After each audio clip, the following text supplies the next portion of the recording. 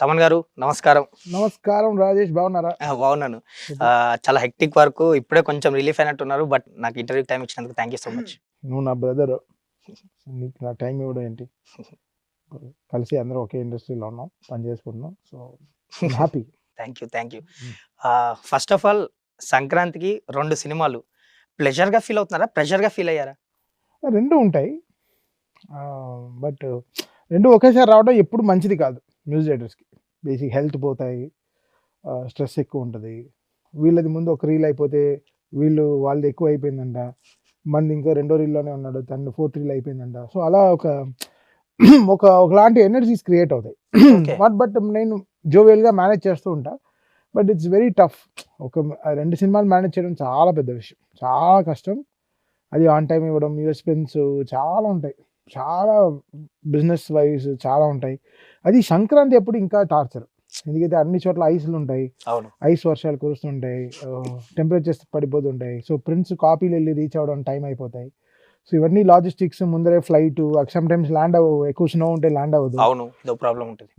So ఇలాంటివంతా business, trade, ఈ సంక్రాంతి అనేప్పటికి చాలా tough, కొంచెం టఫ్. ఈ డిసెంబర్ పోస్ట్ దసరా తర్వాత నుంచి ఒక జనవరి రిలీజ్ అయిన సినిమా ఫిబ్రవరి వరకు కొంచెం అబ్రాడ్స్లో కొంచెం ఇబ్బంది ఉంటాయి Okay. ఎగ్జిబిటర్స్, డిస్ట్రిబ్యూటర్స్కి. సో వాళ్ళ కోసం మేము కొంచెం ఇంకా హార్డ్ వర్క్ చేసి, ఇంకొంచెం యాక్సిలేటర్ని తొక్కి, కొంచెం డే నైట్లు పనిచేసి వాళ్ళకి ఒక కాపీ ఇచ్చేసి ముందరే, తర్వాత లోకల్ ప్రిన్స్కి మళ్ళీ వర్క్ చేసుకోవడం అలానే ఉంటాయి. సో ఇట్స్ నెవర్ ప్లెజర్ వచ్చి సక్సెస్సే. Okay. సినిమా సక్సెస్ అవుతే ప్లెజరే, కాబట్టి ఇంకా మంచి మ్యూజిక్లో వస్తే, బ్యాక్గ్రౌండ్ స్కోర్స్లో వస్తే ప్లెజర్ ఉంటుంది తప్ప, బట్ అది ప్రెషరే. ఎన్ని డేస్ అయింది శుభ్రంగా పడుకొని మీరు? 45 డేస్ అయింది. ఓహ్! ఒక 8 అవర్స్ ఒకలాగా పడుకుని 45 డేస్ అయింటుంది. బేసిక్‌గా ఇప్పుడు ఈ టైంని ఎలా మేనేజ్ చేస్తారు మరి? ఆ స్లీప్ టైమ్ గాని, లేదంటే మీకిప్పుడు క్రియేటర్ మీరు ట్యూన్ చేసినా, ఇప్పుడు బీజీఎం చేసినా మీకు కొంచెం పీస్‌ఫుల్‌గా ఉండి చేయాల్సొస్తది కదా! ఈ టైంలో నాకు తెలిసి క్రికెట్ కూడా ఆడడానికి లేదు మీకు. స్ట్రెస్ రిలీఫ్ అంటే క్రికెటే మీకు, నాకు తెలిసి అందరికి తెలిసిందే. సో మరి ఎలా మేనేజ్ చేస్తారు ఈ సో టైంలో నా అసలు? యోగా టీచర్ నాతో ఉంటాడు.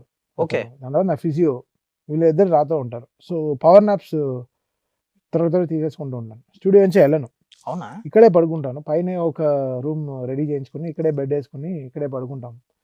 సో డే నైట్స్ ఉంటాయి. మార్నింగ్ 11 వస్తే ఎర్లీ మార్నింగ్ 4 స్నానం చేసి రావడానికి మాత్రం రూమ్కి వెళ్తాం అంతే. జస్ట్ షవర్ చేసి అక్కడ ఒక గంట సేపు పడుకుని, మళ్ళీ ఏదో టిఫిన్ బ్రేక్ఫాస్ట్ చేసి వచ్చేస్తాం అంతే తప్ప, ఓ 2-3 అవర్స్ ఒక రిలీఫ్ తప్ప, మిగతా అంతా స్టూడియోవే.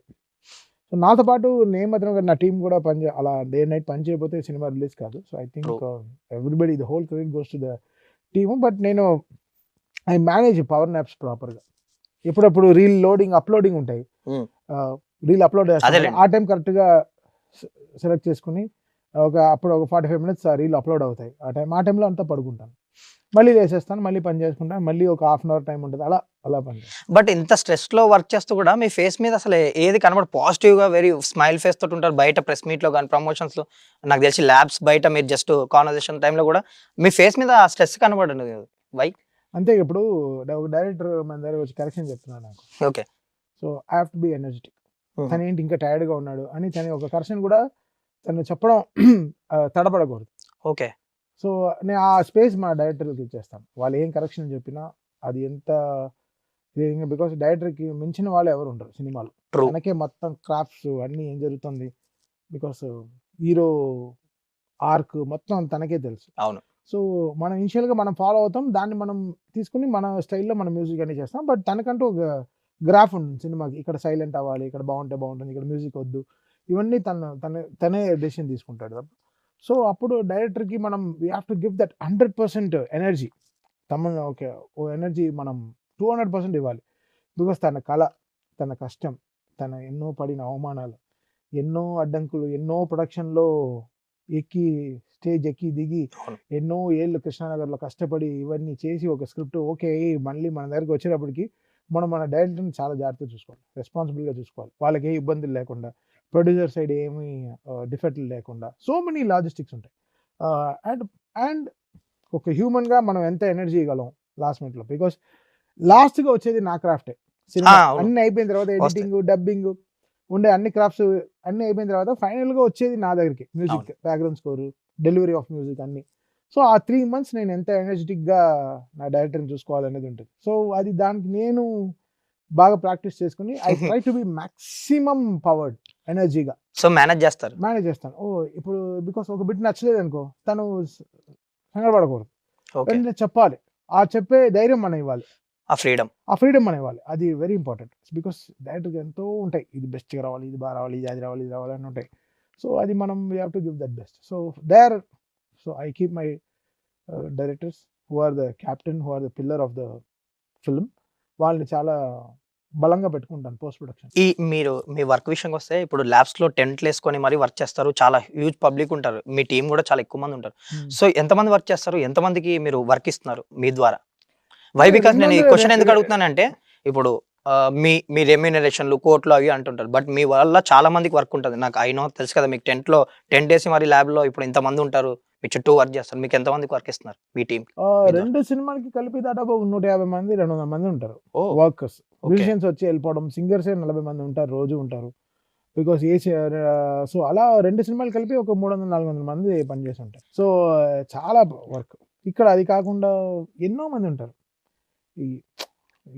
నాది ఎలా ఉంటుందంటే surplus food, surplus water, surplus chocolates, surplus confectioneries, అంటే బేక్స్, కేకరీ, చాక్లెట్స్ అన్నీ అసలు ఇంకా అన్లిమిటెడ్గా ఉంటాయి. పాప్కార్న్ మిషన్లు, పాప్కార్న్ మిషన్ నాది మోస్ట్ నాది రికార్డింగ్ థియేటర్ లాగా ఉండదు. సో ఇది ఆల్మోస్ట్ లైక్ ఒక మంచి స్టార్ బక్స్కి వెళ్ళిన మూడ్ లోనే ఉంటది స్టూడియో. కాఫీ మిషన్ అవన్నీ చూసాను నేను ఇప్పుడు. సో ఈ సైడ్ లో మాకు మొత్తం గేమ్స్ ఉంటుంది, మొత్తం gaming area, carrom board, chess, దాని తర్వాత టేబుల్ టెన్నిస్, దాని తర్వాత ఫుట్బాల్, చిన్న ఫుట్బాల్ ఇలా ఆడతారు కదా, అవన్నీ ఆ స్ట్రెచ్ లో ఫుల్ గా గేమ్స్ పెట్టేస్తాను. సో మాకు బోర్ కొట్టడం అంతా వెళ్ళి ఆడడం, జస్ట్ చిల్ అవ్వడం. నా దగ్గర ప్లే స్టేషన్ ఉంటుంది నా రూమ్ లో. అది నేను సపోజ్ అయితే మంచి ఎనర్జీ రావాలా, బ్రెయిన్ షార్ప్ అవ్వాలంటే ప్లే స్టేషన్ ఆడతాను. నేను అదే నా క్రియేటర్, మీరు కొంచెం పీస్ఫుల్ మైండ్ తోనే వర్క్ చేయగలరు. సో ఓకే, ఇవన్నీ ఇంకా అంటే everything it's like everything I like to keep my team happy. ఇప్పుడు సంక్రాంతి సినిమాల గురించి చెప్పారు, మ్యూజిక్ డెలివరీ గురించి. బేసిక్ గా ఇండస్ట్రీలో ఎలా ఉంటుందంటే మీరు అన్నట్టు మీ దగ్గరకే లాస్ట్ వస్తుంది, బట్ చాలా ఫాస్ట్ గా చేయాల్సి వస్తుంది. ఫైనల్ గా ఏమంటారంటే ఇప్పుడు డైరెక్టర్లు వీళ్ళందరూ ప్రమోషన్స్కి వచ్చి తమను ఇంకా రీల్ ఇవ్వలే, లాస్ట్ రీల్ జరుగుతుంది, వెళ్ళి పట్టుకోవాలి, లైక్ ఇంకా తమను ఇవ్వట్లేదు, యూఎస్ ప్రింట్లు లేట్ అవుతున్నాయి, మ్యూజిక్ వల్ల లేట్ అవుతుంది, ఆర్ఆర్ ఇంకా లాస్ట్ రీల్ జరుగుతుంది, హెక్టిక్ 2 days ముందు కూడా జరుగుతుంటది. ఎవ్రీ సంక్రాంతికి మీకు కామన్, మీకు చూస్తున్నారు మీరు, ఎవ్రీ సంక్రాంతికి మీ సినిమా ఉంటుంది, ఈసారి 2 ఉన్నాయి. సో దీన్ని ఇప్పుడు అలా అనేదాన్ని ఎలా చూస్తారు మీరు దాన్ని? ఇప్పుడు మీ మీద వేస్తారు అంటే కంటెంట్ డిలే, మీకు కంటెంట్ కూడా కొన్నిసార్లు డిలే వస్తుంది. లైక్ ఇప్పుడు లాస్ట్ మినిట్ వరకు షూట్లు జరుగుతాయి, మనకు తెలిసింది అది. లైక్ అది ఎవరి మిస్టేక్ కూడా కాదు, it's depends on situations. So అదే దాన్ని ఎలా తీసుకుంటారు మీరు? ఇప్పుడు మీ మీద ఇప్పుడు మీ వల్ల లేట్ అయింది అలా ఎవరు, వాళ్ళకి కూడా రియాలిటీ తెలుసు కదా. ఇప్పుడు లోకల్లో లేనిది తెస్తున్నాం, ఒక మ్యూజిక్ ఎక్కడో లేని మ్యూజిక్ ని మనం తీసుకొచ్చి క్రియేట్ చేస్తున్నాం కదా. ఇక్కడ వచ్చి వర్కింగ్ కాదు, క్రియేషన్ టైం ఎక్కువ. అది ఒకటి ఓకే అయిపోయిన తర్వాత అన్ని ఫాస్ట్గా అయిపోతుంది. సో క్రియేటివ్ స్పేస్ ఇవ్వకపోతే ఇంత మంచి మ్యూజిక్ రాదు, ఎప్పుడూ రాదు. What ever it situation, A situation, given situation వాళ్ళు మాట్లాడుకున్న స్ట్రెస్ లో వాళ్ళు మాట్లాడతారు తప్ప పర్సనల్ గా ఏం ఉండదు వాళ్ళకి. ఇక్కడ నేను పడే కష్టం వాళ్ళకి తెలుస్తుంది. ఎందుకు ఆ నమ్మకం నేను ఇస్తాను, అయిపోతుంది, రిలీజ్ అయిపోతుంది. నాకు కూడా తెలుసు కదా, ఎక్స్పీరియన్స్ లో నేను ఇన్నేళ్ళగా పనిచేస్తున్నాను. నాకు ఏ ప్రింట్ ఎక్కడికి వెళ్ళాలి, ఏ టైంలో వెళ్తున్నాయి, నిక్ ఆఫ్ టైం ఏమి ఉన్నాయి అన్ని చూసుకుంటాం ముందరే. క్యూబ్ లో వాళ్ళతో మాట్లాడడం, క్యూబ్ కి మాకు ఒక పర్సన్ ఉంటారు, ఇక్కడ డీటెయిల్స్ చూసుకోవడానికి ఒక పర్సన్ ఉంటారు. వాళ్ళు మాకు చెప్తుంటారు, సార్ టైం 9 o'clock లోపల రిలీజ్ అయిపోతే అబ్రాడ్ ప్రింట్స్ వెళ్ళదు. సో అలా మాకు లెక్కలు ఇస్తారు. దాని తగినట్టు ఈ స్పీడ్ ఆఫ్ వర్క్స్. ఎవరైనా కంఫర్టబుల్ గానే చూస్తారు. ఇప్పుడు నీకు ఫ్లైట్ 25 minutes ముందర నువ్వు బోర్డింగ్ స్టార్ట్ అవుతుందంటే నువ్వు లాస్ట్ మినిట్ లో వెళ్ళి రీచ్ అవ్వవు కదా. 10 నిమిషాల ముందర వెళ్దాం, ఏదో కాఫీ తాగుదాం, అందరూ ఆ ప్రశాంతం కోసం కూర్చుంటారు. బట్ ఈ పోస్ట్ ప్రొడక్షన్ ఇప్పుడు డిజిటల్ ఎరా వచ్చిన తర్వాత ఏమైపోయిందంటే లాస్ట్ మినిట్ వరకు అందరం ఫైన్ ట్యూన్ చేసుకుంటున్నాం. అది డైరెక్టర్ టీం నుంచి సరే, ఎడిటింగ్ టీం నుంచి సరే, డబ్బింగ్, మ్యూజిక్. బికాస్ ఈ డిటిఎస్ ఇంజనీర్ అని ఒకడు ఉంటాడు, తను ఫైనల్ డాల్బీ మిక్సింగ్ ఇంజనీర్. తను సినిమా రిలీజ్ అయ్యే 1 month ముందరే మొత్తం సినిమానే చూస్తాడు. అర్థమవుతుంది నీకు? మేము అంతా 1 year గా పనిచేస్తూ వస్తాం కదా. సో మాకు సినిమా గ్రావిటీ తెలుసు, ఏ కథ, ఇక్కడ ఈ రీల్లో పాట వస్తుంది, ఎక్కడ థీమ్స్ చేసుకోవాలి, ఇవన్నీ మాకు తెలుస్తుంది. బట్ ఒక డిటిఎస్ ఇంజనీర్ కి 1 month ముందరే సినిమా తెలుస్తుంది. అప్పుడే మొత్తం చూస్తాడు, ఓ ఇదా సినిమా, ఓకే ఇప్పుడు ఏం చేయాలి దీనికి. ఆయనకు ఆ రోజే డబ్బింగ్ వస్తుంది, నేను ఆ రోజే రీల్ ఇస్తాను, ఆ రోజే ఆయనకి ఎఫెక్ట్స్ వస్తుంది, ఆ రోజే అన్ని వస్తుంది. సో అవన్నీ కూర్చుని తను నేర్చుకున్నప్పటికీ తన టైం ఎక్కువ ఉంటుంది తీసుకుంటుంది. సో ఆ డిటిఎస్ ఇంజనీరే ఫైనల్ సినిమా కుకింగే అక్కడే, అదే స్టవ్ మాకు. ఓకే. మేమంతా కూరగాయలు అన్ని కొనేసి అన్ని రెడీగా పెట్టుకుంటాం, అన్ని డిపార్ట్మెంటల్ స్టోర్ నుంచి ఉప్పు గిప్పు అన్ని కొని పెట్టేసుకుంటే ఫైనల్ కుకింగ్ మాకు డిటిఎస్ థియేటర్. సో అది డెలివరీ పాయింట్ అది. సో అక్కడ చాలా టైం తీసుకుంటున్నాయి ఇప్పుడు post production. Okay. But generally మనం కొంచెం ఇంకా అప్డేట్ అవ్వాలి. నేను ఇప్పుడు మనం టెక్నికల్గా ఈ ప్రింట్స్ అన్ని అబ్రాడ్కి టైంకి వెళ్ళేటట్టు, ఓకే. ఇంకా హ్యాండ్లో ఇవ్వకుండా, ఇంకా ఫిజికల్ కాపీస్ లేకుండా ఇంకా డిజిటల్గా అప్గ్రేడ్ అవ్వాలి. ఏదో దానికి ఏదో సాఫ్ట్వేర్ కనిపెడితే బెటర్ ఫ్యూచర్లో. బికాస్ అందరూ ఇక్కడ లాస్ట్ మినిట్ వరకు పనిచేస్తున్నారు. సో ఆ అప్గ్రేడ్ కి ఇంకెంత టైం పడుతుంది అంటారు మీ అదే ఎక్స్పీరియన్స్? డాల్బీది ఒక వర్షన్ వస్తుంది నెక్స్ట్ ఇయర్. ఆల్మోస్ట్ ఇప్పుడు అబ్రాడ్ లో చాలా ప్లేస్ లో, పూణేలో ఫస్ట్ లాంచ్ చేస్తున్నారు నెక్స్ట్ ఇయర్. సో అది వచ్చేస్తే I think it will be very nice. కొంచెం ఈజీ అన్నిట్లో మెయిలే, ఇంకా సౌండ్ గిండ్ అన్ని ఒకే మెయిల్ లో పంపించేస్తే ఇంకా వాళ్ళకి కీ లాక్ పంపిస్తే మన క్యూబ్ లో వాళ్ళకి అన్ని వెళ్ళిపోతాయి. అలా అదేదో ఒక రీసెర్చ్ జరుగుతోంది.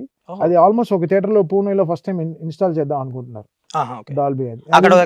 అది ఇంకా అది ఎంత పెద్ద టెక్నాలజీ అంటే అది ఇంకా థియేటర్ లో వాల్యూమ్ కూడా తగ్గించలేరు.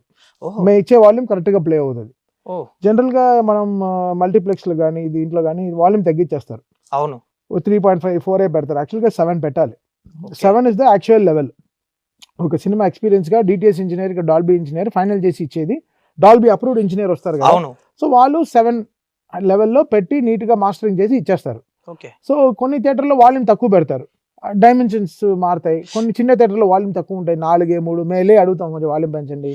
దానివల్ల ఇప్పుడు ఆడియన్ కూడా టికెట్ కొన్న ఆడియన్ ఏదో నాకు తక్కువ వస్తుంది, మీరు ఏదో బెస్ట్ ఆర్ఆర్ ఇస్తారు. ఇప్పుడు మీరు అంటే లౌడ్ మ్యూజిక్ అది వాళ్ళకి ఫస్ట్ టైం ఎక్స్పీరియన్స్ కాబట్టి వాళ్ళకి అలా ఉంటుంది. బట్ మేము వెళ్ళి కూర్చున్నప్పుడు చెప్తాం.